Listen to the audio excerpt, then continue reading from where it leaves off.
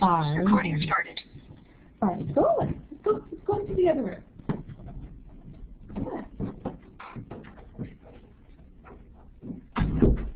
Oh, and he looks so sad too that I sent him out. Okay. Welcome, guys, to our History Tuesday, the only Class Connect we have for this week. And we are looking at a work that actually is not so unusual for y'all to see. I think everyone has seen this piece before. So we'll start off with the question, what is the canon of our culture? Now this word will start you off right here. I think everyone has the tools. Canon. We use it differently in art than you would say in war. Actually, I think technically music uses it kind of in a similar way. Well, the brand, it's funny. Yeah, the Canon brand, that's funny. You're right. There is a crossover there. You're right. It's not like a war material, but a canon is technically another word for a rule. So each culture has different rules that art must follow, or that anything must follow. So today I'll give you guys the example of uniform.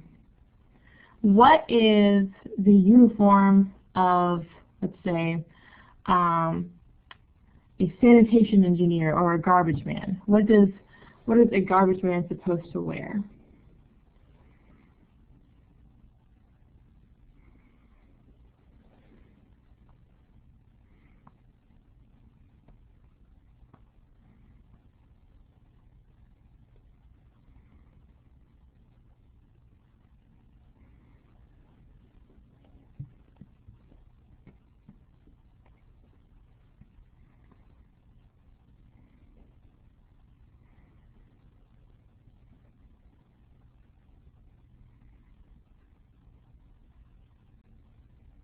I might be stuck with that one. Well, let's move on to, say you go to a boarding school or a private school. What do private school students often wear? I'm just asking, we're coming up with different people in our society and what they wear. So they wear specific uniforms, right? You normally see like the plaid skirts or khaki pants and then like a blazer and stuff like that. What about a business person, man or woman? What are they supposed to wear if they are professional?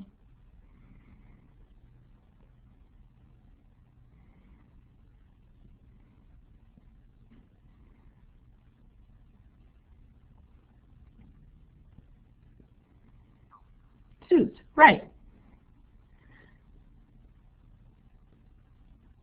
Exactly.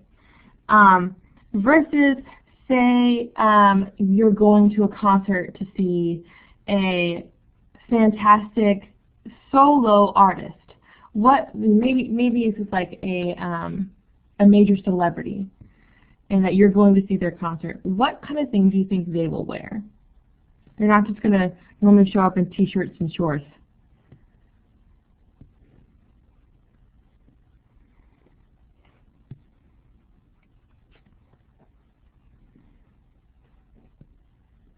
Some crazy outfit, right? I'm always thinking about like something flashy, exactly. Something, they have to dress up for the occasion, else the audience feels like there's something wrong, right? So our canons are our expectations of our culture. Some of these are things that we realize, and some of these are things that we don't realize. When we're looking at other cultures, or specifically ancient cultures, it's a lot easier to point them out, right? Because they're not living anymore, everything's essentially static now. Everything has changed. Exactly. Okay. So we just went through some canons within our own culture. So it's interesting. We even think that, you know, the U.S. is so diverse, we're so accepting of so many things, there's no way we could still have canons, when in fact you see them everywhere. But they're kind of specific, right?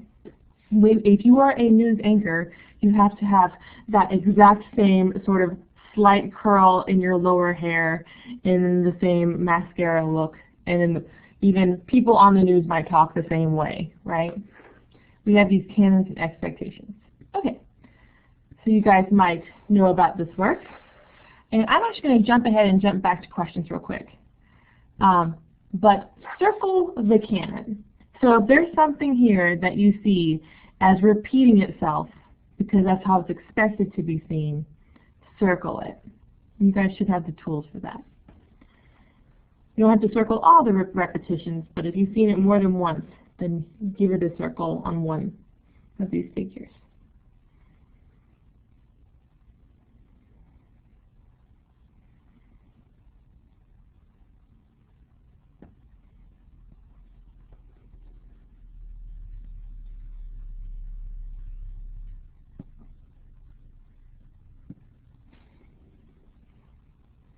Nice, yeah.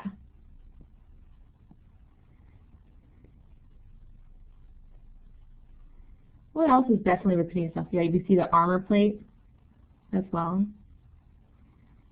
And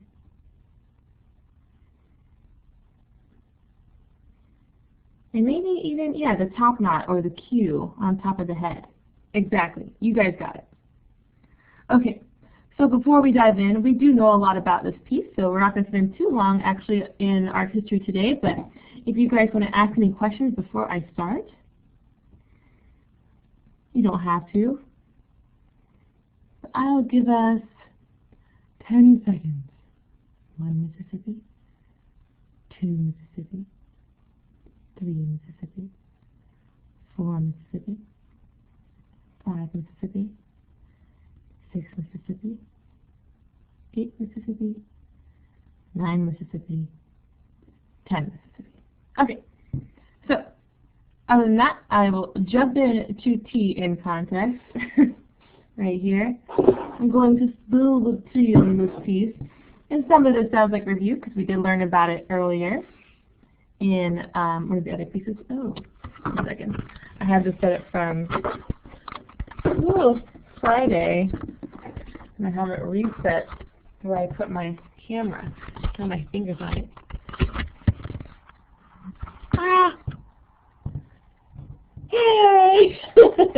Okay, so we are looking at the Terracotta soldiers for our tea in context today. I just have some classy iced tea. Tastes pretty good. Very caffeinated. So the Terracotta soldiers are probably the most easy to describe artwork to artwork title. So terracotta is what they're made of. Terracotta is probably the most international clay. So there's a lot of ancient structures and buildings that are built from terracotta. Really early shingles actually were often terracotta as well. It's just your basic red clay, and it's really easy to come by.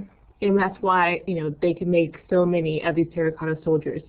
So you see things made from terracotta in Italy. They used a lot of it. Some of early America used a lot of it. So it's definitely kind of everywhere. These guys are just that. They are soldiers. Luckily, our emperor here, after he has died, has not chosen to bring on the actual bodies of his soldiers, which some emperors from other parts of the world definitely did. Instead, he has chosen to have replicas made of them. And does anyone know how many there are? We've talked about this work before, so I don't know if the number still sits on your head.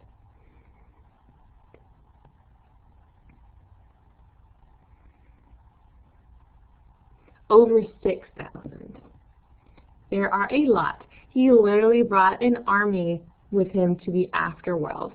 Now this is something that's not, that is also kind of exists across multiple cultures. The idea of an object, if you make something representative of someone, a part of their soul will go into that as well. So even though these soldiers will remain alive after the emperor's death to live out the rest of their life, eventually the belief is once they die, their soul will go to once again work for the emperor again. And we see here that the bodies are basically uniform. Those are where our definite canon is seen, and that's because, as we know about it now, there was literally a factory, a sort of an early Chinese factory set up of just making these thousands of soldiers, and they made them piece by piece. And all the trunks would be made by one person, all the faces would be made by another. So you can imagine that. We know that they were not looking at the soldier's height and stuff for specific width to get their shape of their body. They were in fact just mass forming all of these armor pieces, regardless of how the soldier looked. But we also know that the faces were in fact made by another set of artists who were looking at each soldier while they made them. So notice that even though the hair formations are somewhat similar and the armor is definitely similar, even the hands, you know, these hands are, if you notice how they're shaped, think about your own toys or even Legos. Why would your Lego be shaped like that? The hands like this.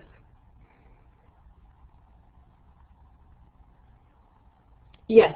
Yeah, we actually found that when these were laid out in the burial site, they were given staffs and pikes and other weapons and stuff to hold. Obviously, a soldier would need to bring a weapon with them to the afterlife, because else it's just going to be a bunch of punching. You know, this emperor is like, he's putting a lot of money into this. He's definitely going to invest in making sure his soldiers are equipped. These pieces right here, as I said, are all uniform, but they are actually all the faces, the individual faces are individual. In your queue here, your knot that you're seeing up here, there's a long tradition for warriors to have essentially the bun or the knot that they would hold up on their head, because it's not very practical to fight with it down. Does anyone know what would happen if that knot was cut off? Or why would someone cut off the queue? Dishonor, right. Public shaming, for sure. So this is literally honor in a bundle up on your head. And notice if you have a full queue, you would definitely wrap it into a top knot. Yes, they did. They made each one in their image. True. So that means, you know, how much money does this emperor have?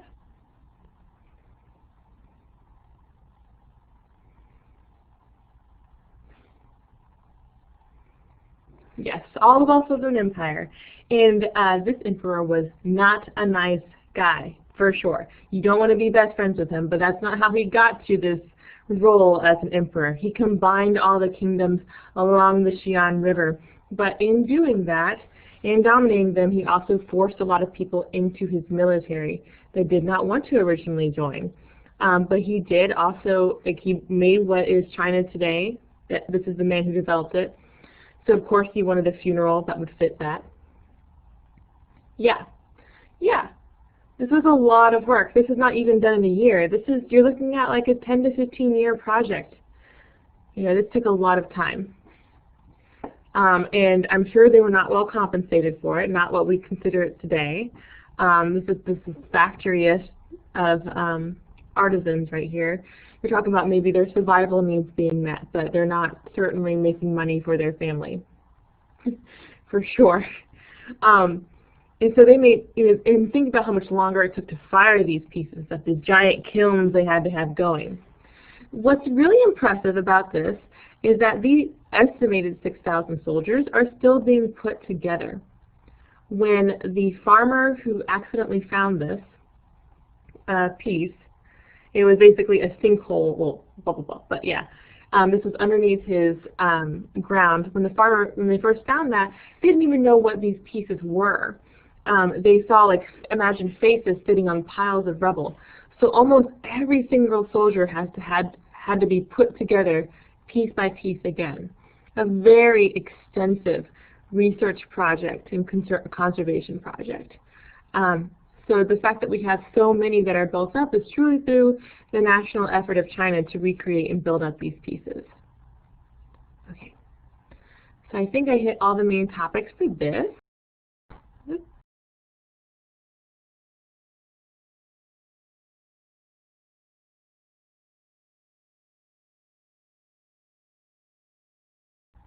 Hey, thanks for letting me know. Okay, so I have a video right here of the reconstruction process of working with pieces like this. It is only 4 minutes, but feel free to type while you watch. But I'm going to put a 4-minute timer on. And just let me know what surprises you. Anything that comes up in this video that you didn't think would come up. Keep it quite open. One of these links work. Let's put this one up higher.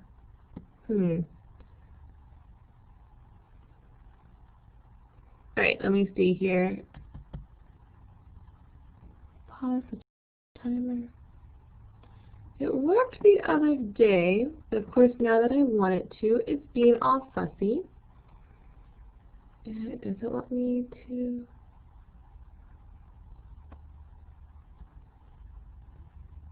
It doesn't want me to select it. Okay. Just a sec. Let's see. We'll come back to this one while I find that link again, and we'll instead go on to the next one, which is actually what we just talked about. So if you guys could post some images on the board to what you think a professional is supposed to look like in order to be taken seriously, as this is one of our canons, while I dig out that link.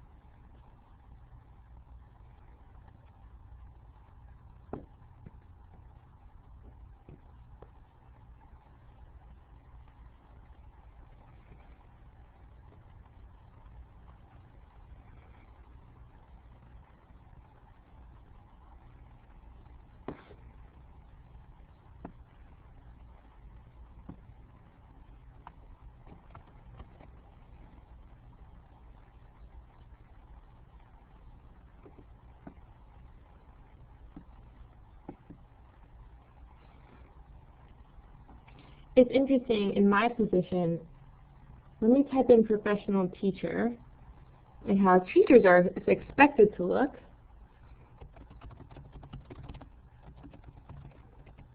How I think actually emojis do a really good job of showing people how we expect for them to look.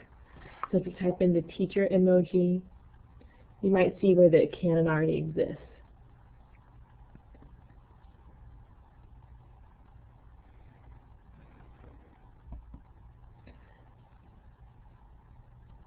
And it's subtle. And put mine in the, let me select it. Put mine in the top right corner here. So to look professional, I think most teachers are expected to wear a cardigan. They're lucky if they can wear jeans. Sometimes they get to wear jeans. They always get to wear jeans on Friday. But a cardigan is normal.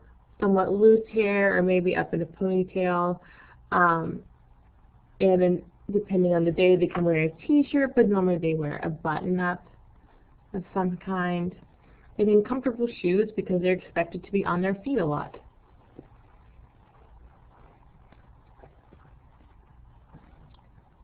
So these canons can help us and hurt us, right? So they can help us in that all I have to do is wear teacher attire and show up to some place, and someone goes, "Oh, are you a teacher? You look like one." And that can help if I want people to think that I am a teacher. But it can also hurt a little bit too, in that you know, maybe my students always think that you have to dress a certain way, else I'm not taken seriously. Exactly. So this is like the workplace look right here.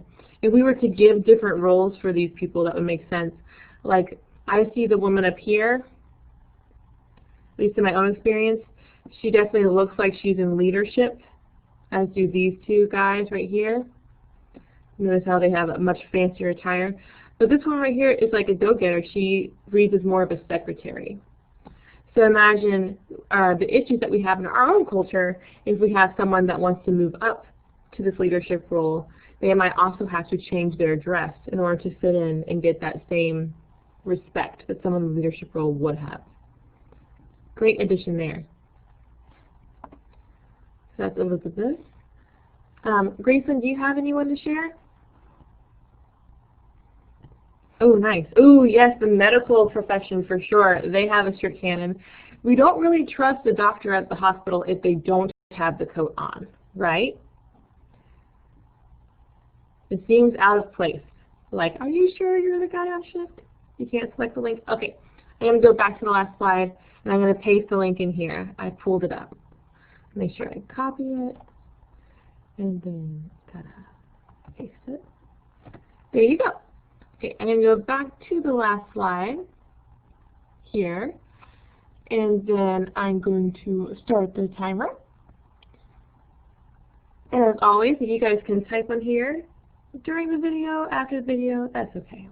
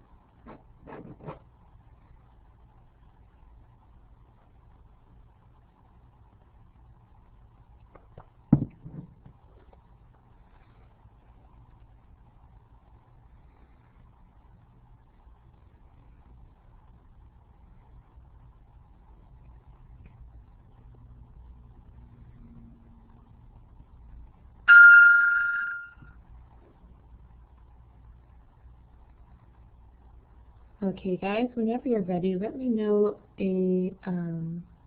something that surprised you from this video.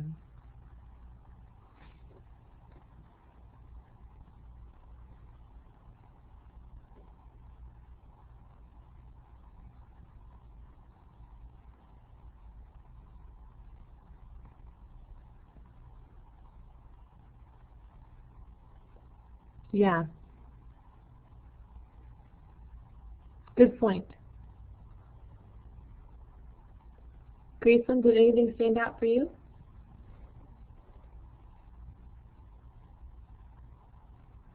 Mm-hmm.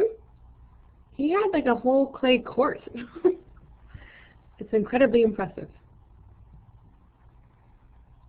I don't even know the size of kiln they would have had to build to fire something that large.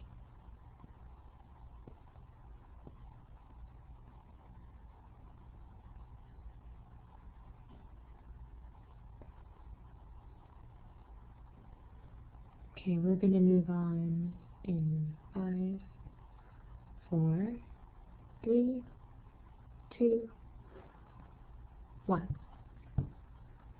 Oh, I'm going to go back, Mason. I saw you were writing. Oh, so they were digging for years. Yes, they have been digging for a very long time. Thanks for the addition. This is a very long-spanning project and still is not completely done. So this is a contemporary artist in the U.S. who uses the idea of canon. Every artwork that she's in is actually, she is the focal point. So this is the artist, this is the artist, this is the artist, this is the artist, and this is the artist. All the same woman. And which really tells you the lengths she goes to for makeup and such. We're looking at the artist named Cindy Sherman. I'll type it in the box so you can see it. She's been working for years with the concept of archetypes, and specifically in how we see them in movies, and then eventually how we see them in other media as well. So the image over here to the left was one of her first works. You can even see that she was younger as well. And she would take stills from these classic movies and recreate them. So she did a lot of like these young women in the city kind of movies from the 40s and 50s. And then you can see that the female character has changed as she's moved on through her career. So I'm going to ask you here, what happens when an artist chooses to use and break the canon? So how is she using the canon here? We'll answer that first part of the question. How is she using the canon?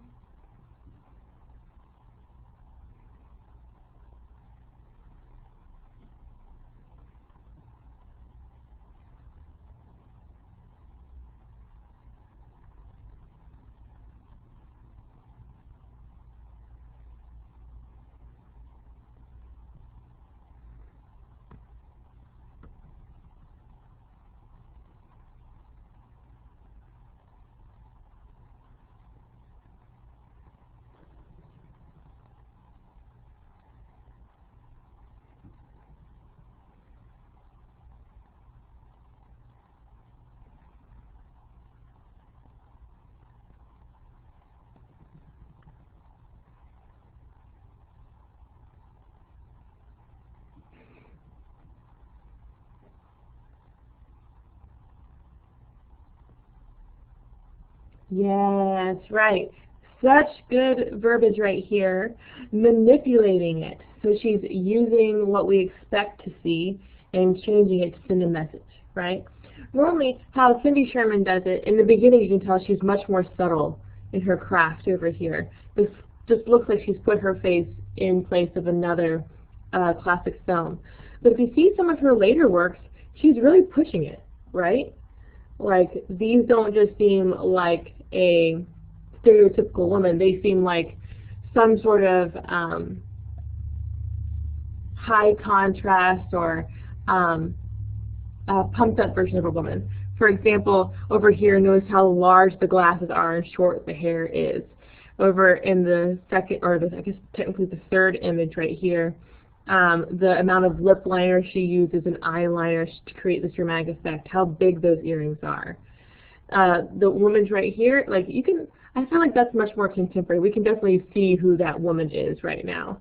And even the woman down the end with all of that fake tanner, or even just the sunburn, really, it was like you can tell she was wearing sunglasses the whole time.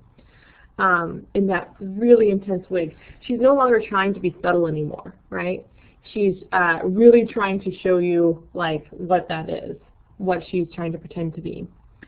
So she's trying to convey something to the viewer. What's one idea you can get from this? Like what do you think is the point? And I think she just wants you to think, really. But what comes to your mind when you see images like this, and knowing that they're all the same woman? This doesn't seem like a very big deal today with our cosplay culture. Like, seeing people transform their faces isn't that impressive. Or it's impressive, but not as unusual as, say, when she started out in the 80s and 90s.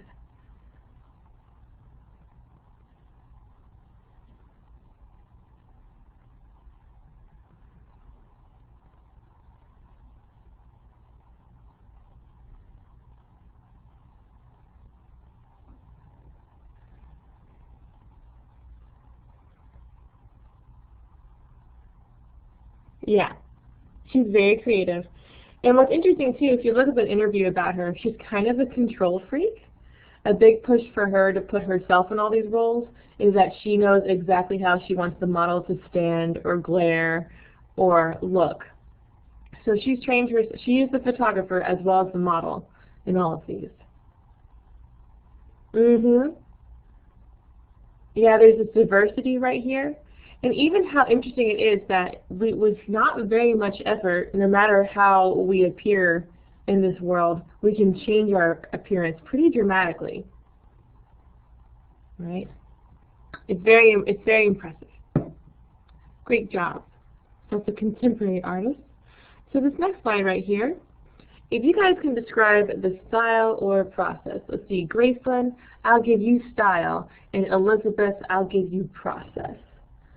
So if Graceland, you can describe to me some style indicators, like is it hard, is it soft, is it worn, is it new?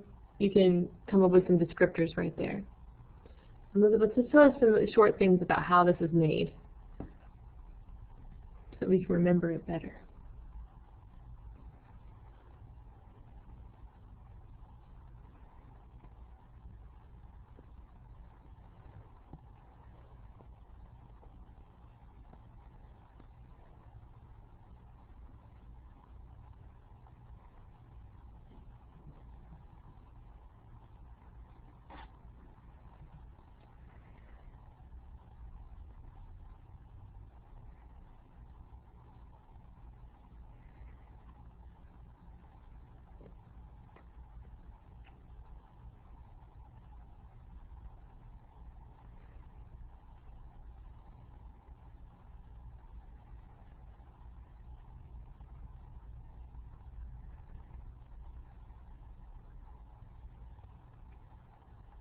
Nice. That's a great word to put in there, uniform, in general. I think that will help us to remember it.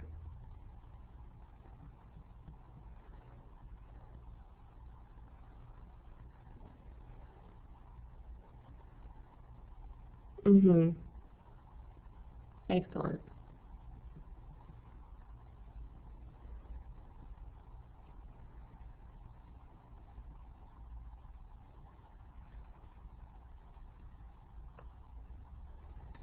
Something really cool about clay is that because these things were hand built and were fired, you can actually still find some fingerprints on clay things.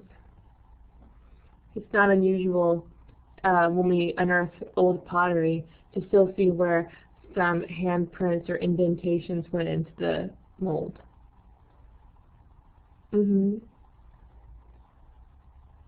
Excellent. Okay. You guys want to give me a check when you're ready to move on?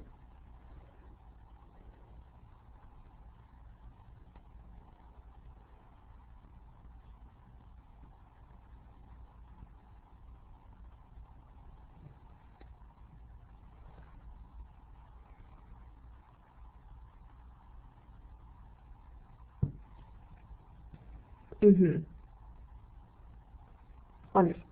Great job, ladies. I'll move to the next slide. So compare and contrast. Let's see. I'll give Graceland, you can take Terracotta Soldiers, and Elizabeth, you take Augustus of Prima Porta. Tell me how they're different and the larger shapes, and then some similarities put right in the center. There's some obvious similarities with this one. I'll put one in the center too.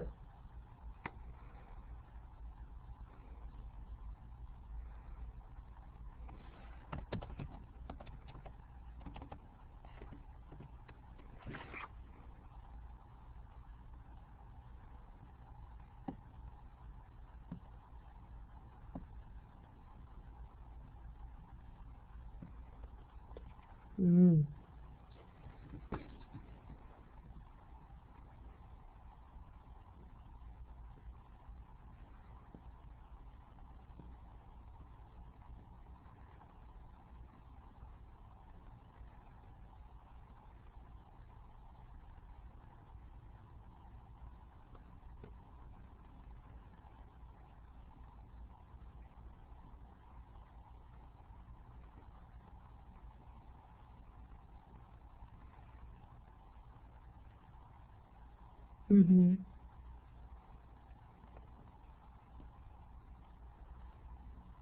Something interesting about Augustus of Prima Porta is technically there have been lots of copies made. There's lots of bronze statues that look just like this, but for some reason this one was carved from marble, which you can't replicate. So this is like a individual of a copy, if that makes sense. The copy came first. It took decades to uncover. There's multiple people. And even if we got down to simple things like the left one is marble, the right one's terracotta. Okay. This is looking good to me. Well, you're right, the left one's a leader, the right ones are not leaders. Interestingly enough, though, both are kind of made in to acknowledge the dead. So Augustus of Prima Porta was a gift to Augustus's wife from his son. So his son made it after he died. And then the right one was over here was, literally made to escort the emperor in death.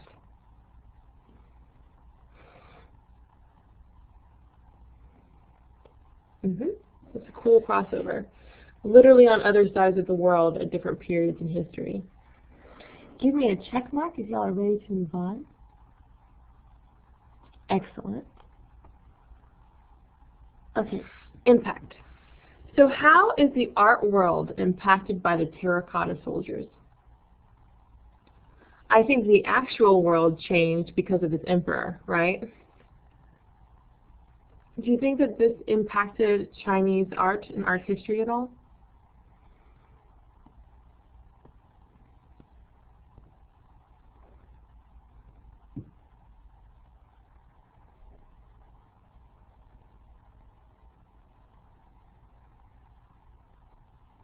And this is really just your opinion here.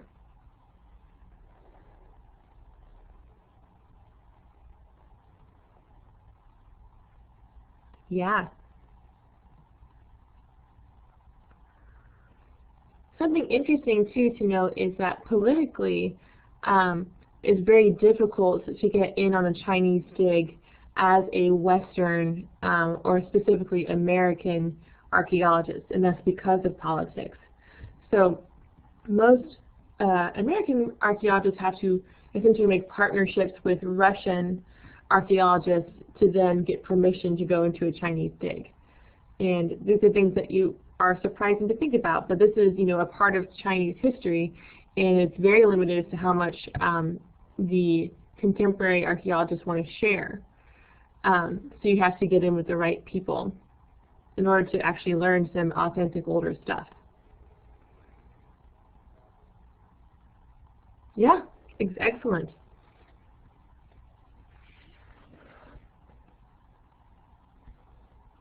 You would, but there's actually a lot of, I would say, protection agencies involved that are not from the archaeologists. In the same way there's like a lot of nationalism. And because, you're dealing in specifically a culture's history, and they obviously want the culture to figure that out first. They want to preserve that. And because China and the U.S. do not always have good political relations, it's difficult sometimes to get on digs like this. And the same thing in any part of the world, if the U.S. has tension with Guatemala, they often will not allow U.S. archaeologists to come into a Guatemalan dig. And some of that's petty, but some of that's to preserve a nation's history without, and for the nation to be the one to research it. Yeah. Great point right here. Okay, and the last slide here is how does learning about this artwork impact you? Do you see anything differently now?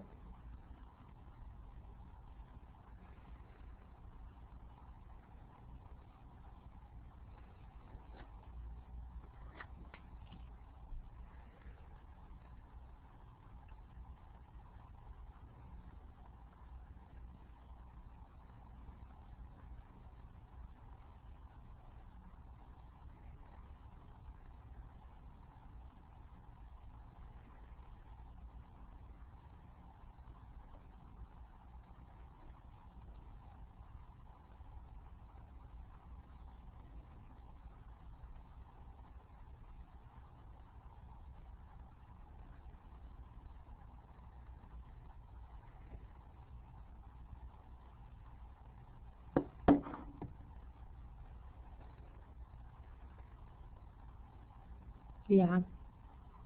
Make something for someone. Ooh. Respect for the ancient artist. Definitely agree.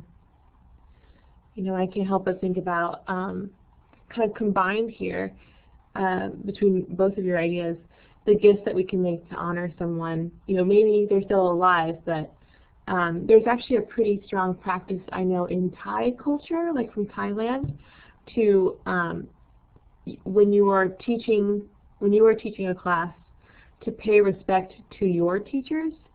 So especially in medicine practices, they'll have a small altar that's actually dedicated to the current teachers, the ones that are living today, and then those teachers' teachers, and how you're always supposed to think about how you originally learned information before you share it on. And which I think is a pretty sweet approach to that. So maybe I'll do that today. Maybe I'll do a little drawing in respect to my own teachers that I had. Okie dokie. So we are at 12:43. I'm going to turn off the recording. I'm going to be chilling out in here until 1.